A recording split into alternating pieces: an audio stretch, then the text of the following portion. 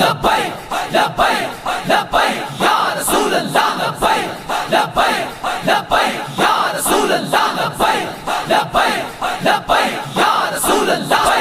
لبیک یا رسول اللہ لبیک لبیک لبیک یا رسول اللہ لبیک لبیک لبیک یا رسول اللہ لبیک لبیک یا رسول اللہ لبیک لبیک لبیک یا رسول اللہ لبیک. اعوذ باللہ من الشیطان الرجیم بسم اللہ الرحمن الرحیم السلام علیکم یا رسول اللہ وعلی آلک و صحابک یا حبیب اللہ الصلاۃ والسلام علیک یا نبی اللہ وعلی آلک و صحابک یا خاتم النبیین لبیک لبیک یا رسول اللہ لبیک لبیک یا رسول اللہ صلی اللہ علیہ وسلم تاجدار ختم نبوت زندہ باد زندہ باد. ایک بھائی کا سوال آیا تھا کہ رفع دین کے بارے میں تھوڑی سی روشنی ڈالیں اور ترک رفع دین اور رفع دین کرنے میں سنت ہے کیا ہے اور اس کے بارے میں تھوڑی سی تفصیل بتا دیں. رفع دین بھائی میری نظر میں کرنا بھی سنت ہے اور نہ کرنا بھی سنت ہے، لیکن ہمارے پاس خاص طور پر امام ابو حنیفہ رحمۃ اللہ علیہ کیونکہ ہم ان کے مقلد ہیں، لہذا طور پہ ان کے پاس ایک دلیل قوی موجود ہے اور جس کے مطابق جو رفع دین کا ہے مسئلہ وہ موقوف ہو یعنی منسوخ ہو چکا ہے. لیکن اس کے برعکس تینوں جو ائمہ یعنی حضرت امام مالک رحمۃ اللہ علیہ، امام شافعی رحمۃ اللہ علیہ اور امام احمد بن حنبل رحمۃ اللہ علیہ، ان کے نزدیک یہ حدیث منسوخ نہیں ہوئی، لہذا طور پہ وہ رفع دین کرتے تھے، لیکن امام ابو حنیفہ رحمۃ اللہ علیہ رفع دین نہیں کرتے تھے. لہذا طور پہ اس میں جھگڑنے کا تو مسئلہ نہیں ہے. بعض لوگ اسی کو ایشو بنا کر لڑائی اور جھگڑے شروع کر دیتے ہیں. اس کے بارے میں رفع دین کے بارے میں نا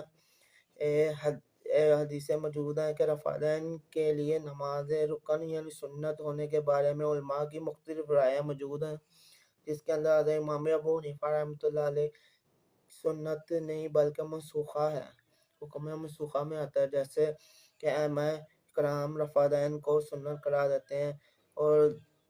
درج ذیل دونوں طرف کی حدیثیں بھی موجود ہیں. حضرت عبداللہ بن مسعود رضی اللہ عنہ، حضرت علی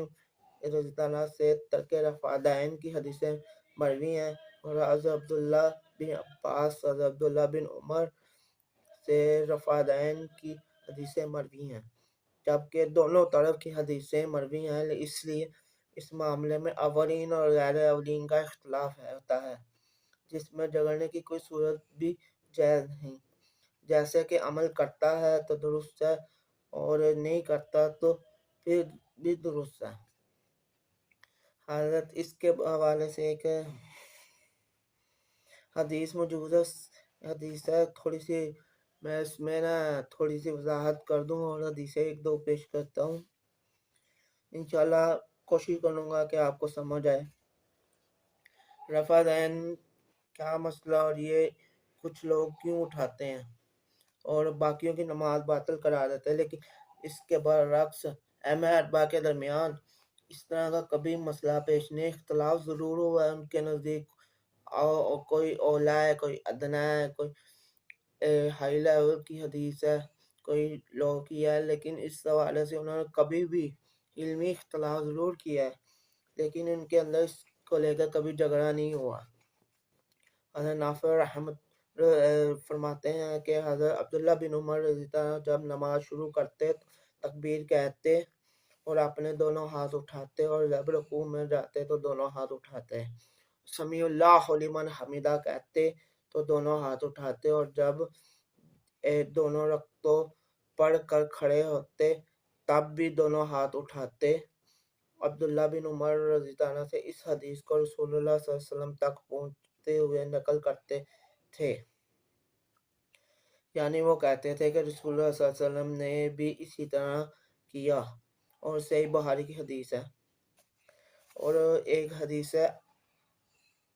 اقمیہ رضی اللہ عنہ سے روایت ہے کہ حضرت عبداللہ بن مسعود رضی اللہ عنہ نے ہم نے فرمایا کہ کیا میں تمہیں نبی پاک صلی اللہ علیہ وسلم کی نماز نہ پڑھاؤں؟ چنانچہ حضرت عبداللہ بن مسعود رضی اللہ عنہ نے ہمیں رسول اللہ صلی اللہ علیہ وسلم کے طریقے کے مطابق نماز پڑھائی۔ صرف تکبیر تحریمہ کے وقت دونوں ہاتھ اٹھائے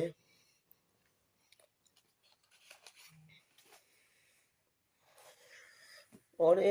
ایک اور مسئلہ ہے کہ صحیح بخاری کے اندر آیا کہ کانوں تک ہاتھ اٹھانے کا ذکر آیا ہے، اس کے علاوہ کانوں کی لوؤں تک لے جانے کا جو حکم ہے، امام تکبیر کہتے ہوئے دونوں ہاتھوں تک کانوں کی لوؤں تک لے جانا۔ حضرت مالک رضی اللہ عنہ فرماتے ہیں کہ نبی پاک صلی اللہ علیہ وسلم جب تکبیر تحریمہ کہتے تو اپنے ہاتھوں کو اتنا اٹھاتے کہ ان کی کانوں کی لوؤں کی سیدھی تک لے جاتے تھے، اور جب رکوع سے سر اٹھاتے تو سمیع اللہ لمن حمدہ کہتے اور دونوں ہاتھوں کو سیدھا کانوں کی لوؤں تک لے جاتے تھے۔ اس روایت کے الفاظ یہ ہیں کہ دونوں کانوں کو کے اوپر کی جانب لے جاتے تھے، جیسے بخاری اور مسلم نے بھی روایت فرمایا ہے۔ اس کے بارے میں ہے کہ امام مالک رضی اللہ عنہ کے بارے میں ہے کہ مقبول ہے کہ انہوں نے نبی پاک صلی اللہ علیہ وسلم کی نماز پڑھتے دیکھا ہے۔ چنانچہ آپ صلی اللہ علیہ وسلم جب نماز کی رکن یعنی پہلی یا تیسری رکعت میں ہوتے تو آپ سیدھے بیٹھ نہ لیتے اور اٹھاتے نہ تھے۔ پہلی اور تیسری رکعت میں ہاتھ نہیں اٹھاتے تھے، اسے صحیح بخاری نے روایت فرمایا ہے۔ اور اس کے بارے میں تھوڑی سی یہ تفصیل ہے کہ رفع دین کے معنی کیا ہیں۔ رفع یعنی ہاتھ اٹھانا، دین ہاتھوں کو اٹھانا رفع دین کہلاتا ہے۔ یہ دو حدیثوں میں معاذ بن جبل اور ایک حدیث امام حضرت مالک رضی اللہ عنہ کی روایت کے مطابق ایک کان یا لوؤں تک ہاتھ ہے اور ایک کندھے تک ہے، جس کے اندر اتفاق تو یہ ہے کہ پہلی تکبیر کے اندر سارے رفع دین کے قائل ہیں، یعنی اس کے علاوہ باقی مقامات یعنی رکوع میں جانا، رکوع سے کھڑے ہونا تک جو روایت ہے وہ امام ابو حنیفہ رحمۃ اللہ علیہ کے نظر میں منسوخہ میں ہے، اور یہ ابتدائی اسلام میں رفع دین کیا کرتے تھے، بعد میں نہیں۔ نبی پاک صلی اللہ علیہ وسلم نے ترک فرما دیا۔ اور خاص طور پر عبداللہ بن مسعود رضی اللہ عنہ، مولا علی شیر خدا رضی اللہ عنہ نماز رفع دین نہیں کرتے تھے، کیونکہ آپ کوفہ میں اور کوفی جو سے لوگ تھے یا کوفہ میں جو رہنے والے تھے، بغداد شریف وغیرہ میں یہ رفع دین نہیں کرتے، کیونکہ حضرت علی رضی اللہ عنہ جب انہوں نے دارالحکومت بنایا، حضرت علی بھی رفع دین نہیں کرتے تھے، اور حضرت امام ابو حنیفہ رحمۃ اللہ بھی رفع دین نہیں کرتے تھے، اور عبداللہ بن مسعود رضی اللہ عنہ بھی اس دور میں قاضی تھے اور نبی پاک صلی اللہ علیہ وسلم کے مجتہد صحابہ میں سے ہیں۔ یہ دونوں مجتہد صحابہ میں سے ہیں، اور ایک چیف جسٹس ہیں، اس سے دوسرے درجے کے قاضی اور مجتہد ہیں۔ ان کی روایت قوی ہیں، لہذا امام ابو حنیفہ رحمۃ اللہ علیہ حضرت عبداللہ بن مسعود رضی اللہ عنہ کے شاگردوں میں آتے ہیں۔ ان کا تیسرا چوتھے نمبر پہ ہے۔ ان کا بھی عمل حضرت عبداللہ بن مسعود رضی اللہ عنہ کے عمل پہ تھا۔ یہ بھی حقیقت ہے کہ رفع دین کرنے کی بھی حدیثیں بہت زیادہ موجود ہیں، اور ساتھ میں ترک رفع دین کی موجود ہیں۔ اہل سنت کا بالاتفاق رفع دین جو کرتے ہیں، یعنی امام شافعی، امام مالک اور امام احمد بن حنبل، غیر مقلدین اہل حدیثاں کا جو عقیدہ ہے کہ رکوع اور سجود میں رفع دین آخر میں نہیں کیا جاتا، یہ صحیح حدیث سے ثابت بھی نہیں، سوائے اس کے باقی مقامات پر رفادین اہل سنت کا اتفاق ہے کہ لہٰذا امام ابو حنیفہ بھی اس پہ اتفاق ہے کہ آپ صلی اللہ علیہ وسلم نے یہاں تک رفادین کی ہے، اس کے بعد دونوں سجود اور تشہد میں رفادین اور نکلتے ہوئے رفادین نے ہی کیا۔ امام بخاری کیونکہ امام احمد بن حنبل کے مقلد تھے اور ان کے شاگردوں کے اندر آتے تھے، اور انہوں نے جو سی بعض لوگ کہتے ہیں صحیح بخاری بھی فقہی کتاب ہے، نہ کہ مکمل ایک خالی ایسے ہی بنی ہوئی العظیمہ۔ یہ امام بخاری رحمۃ اللہ علیہ نے جو روایت کی اپنی فقہی لحاظ سے اور اپنے باب بھی باندھے ہیں، اور اس کے اندر آپ نے نماز کا جو طریقہ بتایا ہے فقہ حنبلیہ کے مطابق، اور اپنے استاد محترم امام احمد بن حنبل سے روایت فرمایا آپ نے۔ اور ایک روایت آتی ہے کہ کہتے ہیں جی کہ مولانا ساق صاحب ایک گزرے ہیں امام بخاری کے بعد، انہوں نے ایک روایت کی ہے جی کہ اس کے اندر کہ عبداللہ بن عمر رضی اللہ عنہ بغیر رفادین کی نماز پڑھنے والے کنکریاں مارتے تھے۔ اس کو امام بخاری نے اپنے استاد سے روایت فرمایا، لیکن ایسی کوئی روایت تو موجود ہے لیکن اس کے اندر انہوں نے الفاظ کی ہیر پھیر کی ہوئی ہے۔ مولانا صاحب نے جو روایت بیان کی ہے اس کے اندر آپ نے کنکریاں کبھی نہیں مارتے تھے، یہ الفاظ آپ کے استاد محترم کی کتاب ابھی مناس حمید کے اندر بھی موجود ہے، اس کے اندر کلیئر روایت موجود ہے کہ آپ کبھی کنکریاں نہیں مارتے تھے، لہذا وہ صاحب ہے۔ لیکن یہ مولانا ساق صاحب نے کنفیوژن ڈالی ہے کہ اس کے اندر لکھ دیا جی عبداللہ مسعود کنکریاں مارتے تھے، اور بعض لوگ اسی بنیاد پر وہ بیان کرتے ہیں۔ لہذا یہ ہے کہ تھوڑی حدیثوں کے حوالہ جات بیان کر دیتا ہوں۔ سنن ابن داؤد کی حدیث نمبر 758، جامع ترمذی کی حدیث ہے 297، سنن ابن داؤد کی حدیث ہے 752، 750، 749، سنن ترمذی کی حدیث نمبر 240، سنن نسائی کی حدیث ہے 882، طحاوی شریف کی حدیث ہے 1313، مسند ابن شیبہ کی حدیث ہے 2440، اور امام عبدالرزاق مصنف بزاق کے اندر 2834 حدیث نمبر ہے، جس کے اندر ترک رفادین کی حدیثیں موجود ہیں۔ لہذا پھر بھی کوئی وضاحت رہ گئی ہو کہ مزید اس کے بارے میں جو ہے تفصیل پوچھ سکتے ہیں، اور اس میں کوئی غلطی کوتاہی ہے اللہ تعالیٰ سے ہمیں معاف کرے۔ اور یہ صرف اور صرف حدیثوں کو صحیح طریقے سے نہ جاننا اور پرکھنا کی بیس پہ ہوتا ہے، اور یہ کنکریاں والے جو حدیث ہے اس کے اندر بھی بہت فساد ہے۔ آپ صلی اللہ علیہ وسلم نے فرمایا ایسی کوئی حدیث مجھ سے منسوخ کی جو مجھ سے ثابت نہ ہو اس کا ٹھکانہ جہنم میں ہے۔ آج لوگ بہت بڑے کھل کے جھوٹ مارتے ہیں، اور بعد میں عمار عائشہ صدیقہ رضی اللہ عنہ اور دیگر صحابہ کرام کی شان میں گستاخیاں کر جاتے ہیں، پھر کہتے ہیں جی ہم نے تو کوئی گستاخی ہی نہیں کی۔ یہ مسئلے ہیں کہ آپ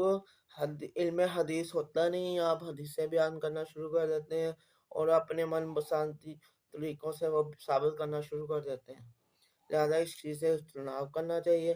اور عوام الناس سے بھی درخواست ہے ان جیسوں کے پیچھے نہیں لگنا چاہیے، اور ہمیں کوشش یہی کرنے کہ اللہ کے رسول کے مطابق عمل کریں، کیونکہ حدیث ہر قسم کے موجود ہیں اور اس کے اکثریت صحیح ہیں، لیکن اس کا یہ مطلب نہیں ہے کہ ایک حدیث کو لے کے دوسری حدیث کو رد کیا جائے، کیونکہ امام ابو حنیفہ رحمۃ اللہ علیہ کا جو موقف ہے وہ سب سے زیادہ قرآن و حدیث کے نزدیک تر ہے اور عقل کے بھی مطابق ہے۔ کیونکہ ایک چھوٹی سی مثال ہے کہ حضرت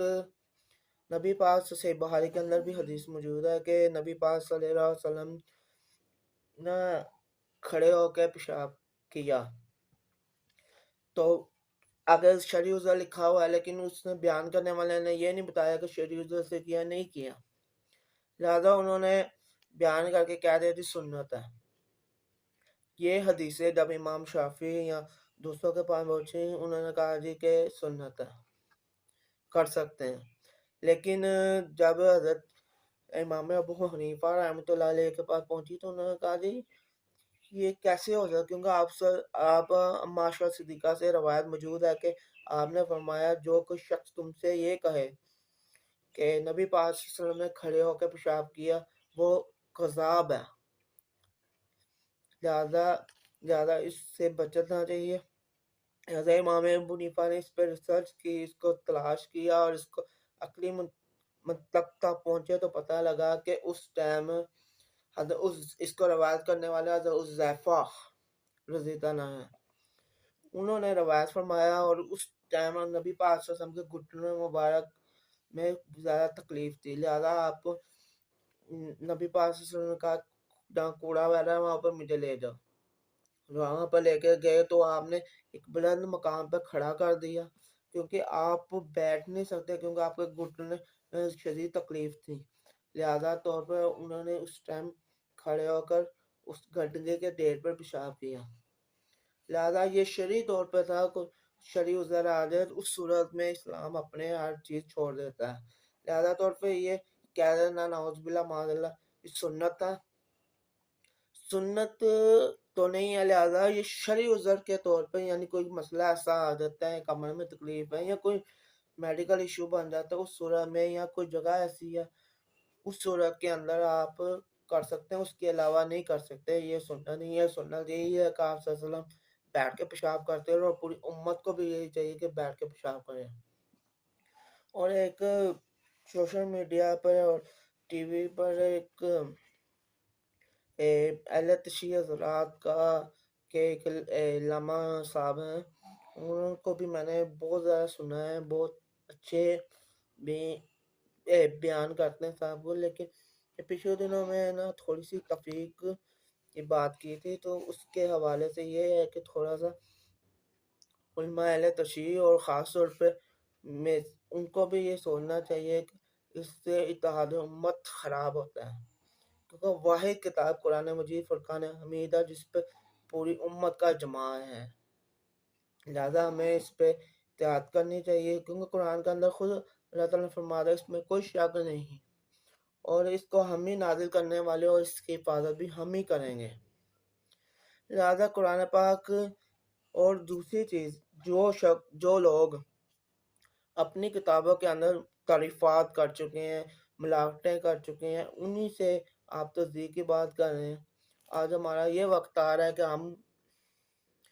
غیر مسلم ان کی طرف رجوع کریں جو اپنی کتابوں کے اندر غلط کر چکے ہیں اور اپنے انبیاء کی تعلیمات کو بھول چکے ہیں. لہذا اس پہ سوچنا چاہیے. اور اہل تشیع علماء کو ہمارا تو کچھ نہیں ہوتا، اہل سنت کو کوئی فرق نہیں اس سے پڑتا، لیکن یہ ہے کہ آپ کی اپنی عوام، آپ کا نوجوان خود خراب ہو رہا ہے، اس کا ایمان خود زلف ہو رہا ہے. لہذا طور پہ ایک وسیم رضوی جو انڈیا کے اندر جس نے یہ قرآن کے اندر تعریف کرنے کی کوشش کی تھی اور نبی پاک صلی اللہ علیہ وسلم کی شان میں گستاخی نیزہ کتاب بھی لکھی ہے اس نے، لہذا اس کو اللہ تعالیٰ نے یہ کیا کہ اس کو دین سے ہی ایمان ہی اس کا چھین لیا. اب وہ ذلیل ہوتا پھر رہا ہے، ان کو نہ ہندو قبول کرے ہیں نہ اہل تشیع ذات کا بھی میں خراج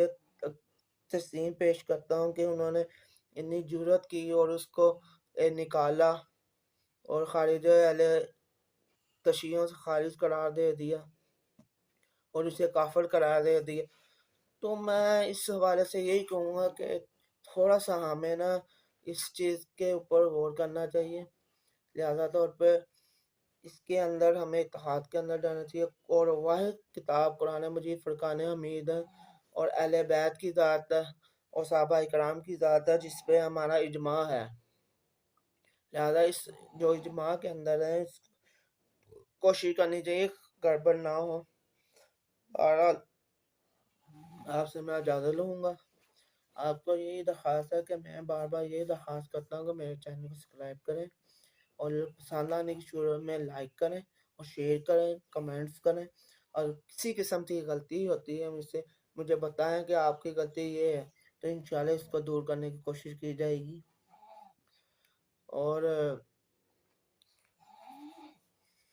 اور آپ زیادہ تر شریعت کورس کے تھوڑا سا یہ سوال آئے تھے، اس کے بارے میں تھوڑی سی کلیئرنس کر دی، زیادہ طور پہ کچھ پھر بھی رہ گیا ہو کہ اس کی میں معذرت چاہتا ہوں، مزید کوئی چیزیں پوچھنی ہے تو وہ بتائیں، انشاءاللہ میں اس کو بھی کلیئر کروں گا۔ آخر دعوانا الحمدللہ رب العالمین۔